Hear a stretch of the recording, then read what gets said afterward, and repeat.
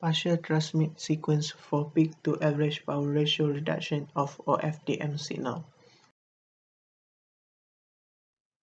The introductions. OFDM is a prominent multiplexing technique used to combat multipass threading by dividing a given bandwidth into a large amount of subcarriers. This technique also increases transmission efficiency.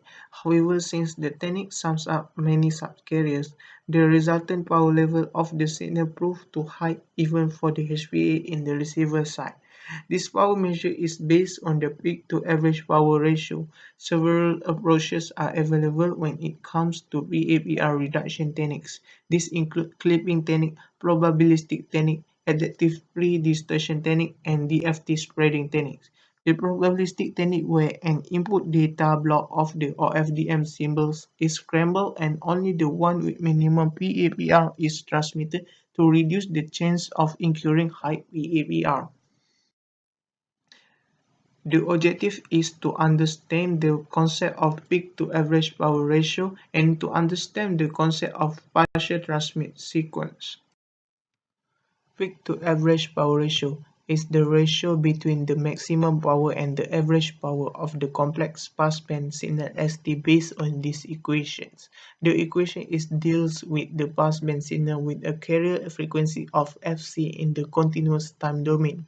PAPR ratio affects the uplink and downlink differently. LTE uses OFDM as the modulation technology on the downlink where high power signal processing is possible. This modulation technique is not suitable in the uplink direction due to the low power signal processing such as the mobile devices. Partial transmit sequence was first proposed by S.H. Muller and J.B. Hubbard in 1997. This probabilistic approach scrambles and input data blocks of the OFDM symbols and transmit the one with minimum PAPR to maintain a low chance of high PAPR happenings. Based on this diagram is the method of phase shifting of subblocks of data. Then do the multiplication of data structure by random vectors. The PTS techniques and input data block of n symbols is separated into many subblocks. Then fill the blank spot with zeros.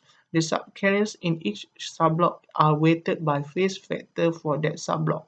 The phase factor are selected by choosing the PAPR of the combined signal is minimized. Conclusion. PTS scheme is a very effective method to cope with the PAPR issue. PAPR reduction scheme grows in complexity with increasing number of subblocks and this also reduces bandwidth efficiency. Therefore, while PTS scheme does help solve the PAPR issue, it has its trade-off. Thank you.